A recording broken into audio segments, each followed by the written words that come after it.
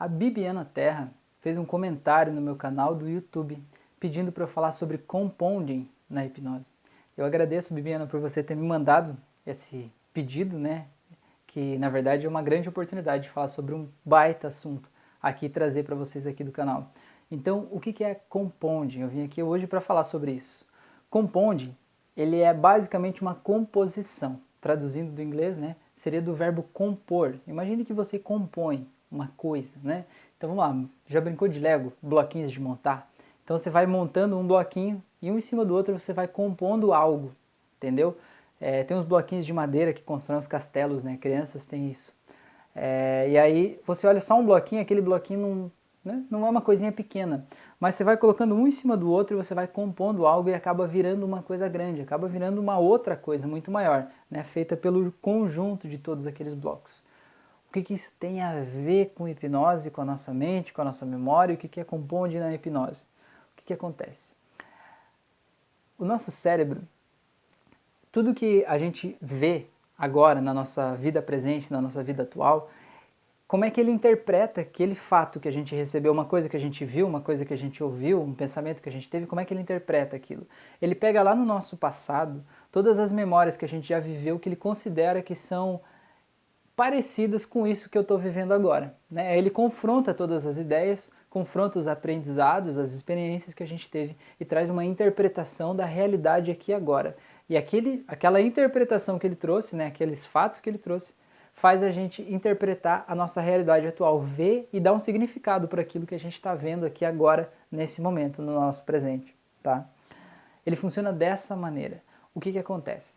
Acontece que muitas vezes, lá no passado, a pessoa sofreu uma situação que foi ruim para ela, foi às vezes traumática ou fez mal para ela, lá no passado, geralmente antes dos 7 anos de idade. A pessoa viveu uma situação que fez ela se sentir triste, se sentir abandonada, se sentir deprimida, se sentir humilhada, alguma coisa assim.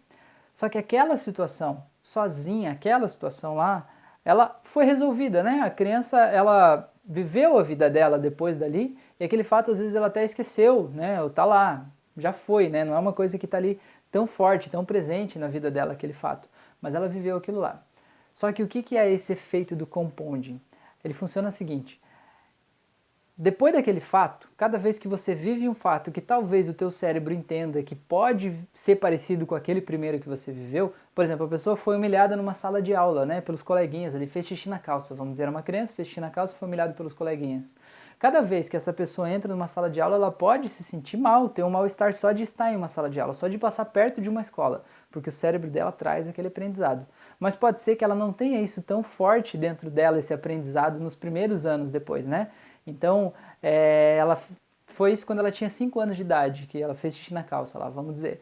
Aí aos 6 anos estava tudo bem, aos 7 anos estava tudo bem, ela esqueceu, seguiu a vida. Aí quando chegou lá aos 15 anos, aí ela começou a ter um problema que ela não podia entrar na sala de aula, que ela se sentia muito mal, tinha crise de pânico e tal, e um monte de coisa.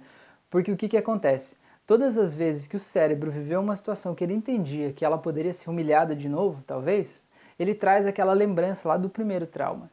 E essa situação atual que ele viveu agora se soma lá à lembrança do primeiro trauma. E é como se deixasse aquela primeira lembrança um pouquinho maior, entendeu? Um pouquinho mais forte, porque o nosso cérebro não lembra de tudo. A gente não guarda na nossa cabeça o aprendizado de tudo que a gente já viveu. A gente guarda só o que teve uma emoção muito forte associada com aquilo, entendeu? Ou você lembra o que você comeu na padaria no dia 3 de março de 2005, né? Você não lembra de tudo, você só lembra o que teve uma emoção forte associada, entendeu?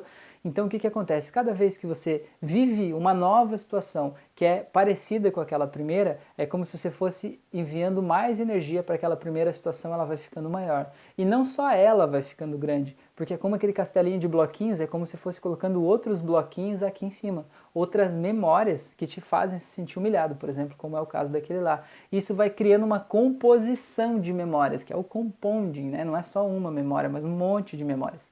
E aí agora, quando você é adulto, talvez, o teu cérebro, quando vai buscar na tua memória o que tem armazenado lá para te ajudar a interpretar uma situação atual, digamos que o teu cérebro entende que na situação atual tem um risco de você ser humilhado, ele vai trazer aquele castelo gigantesco que está lá dentro. e você vai ter uma reação imensa, né, desproporcional ao fato que está acontecendo agora. Né? Embora talvez você não tenha tido nenhum momento que seja de assim tão traumático na sua vida, mas eles vão se compondo e vão gerando um grande castelo aí dentro de você, vão fazendo você se sentir assim mais pior, né, naquele aspecto que esse compound vai crescendo aí dentro. Então o que a gente faz no caso de hipnose? Nem todo hipnólogo gosta de regressão, mas eu adoro regressão. Eu só não faço regressão se o paciente pedir especificamente, olha, eu não quero fazer regressão. Tudo bem, a gente tem outras técnicas que são tão eficientes quanto, mas eu gosto da regressão porque o que eu acredito? Eu acredito que você sempre tem um trauma inicial, sabe? Um trauma inicial é o que aconteceu lá, aquela primeira memória, e a partir dela é como se você se enroscasse em algo, né? Imagina uma cordinha da tua vida, ela veio e deu nó lá. Aí cada vez que você vive uma situação parecida, ele dá mais um nó, mais um nó, mais um nó, mais um nó, né? E vai dando os nós e de repente você vê aquela corda cheia de nó, que é aquele trauma que está te incomodando. E o que a gente faz na regressão? Quando a gente volta para o trauma inicial, a gente pega aquele primeiro nozinho e a gente solta o nó. Você é da época que vinha farinha de trigo, vinha num saco de papel amarrado com uma cordinha em cima? Né? Ou tinha saco de batata, eu acho, vinha assim também amarrado com uma cordinha em cima. O que acontece quando você desamarrava, cortava o primeiro nó? Você podia puxar a cordinha aqui atrás, ó, e ela saía todinha e desaparecia todos os outros nós.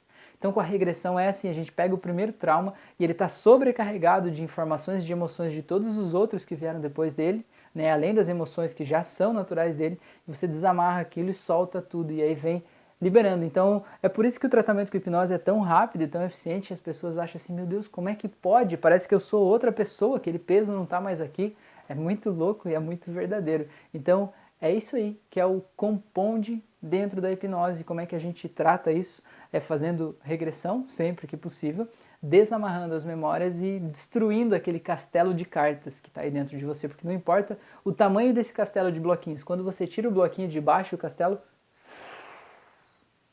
Então, Bibiana, eu espero que eu tenha te respondido essa questão, e se você está assistindo aí também tem alguma sugestão de vídeo, tem alguma dúvida sobre hipnose, sobre terapia, sobre reprogramação mental, tem alguma sugestão para mim, comenta aqui embaixo, coloca aqui para mim, me ajuda a criar conteúdo ainda mais relevante para todos vocês.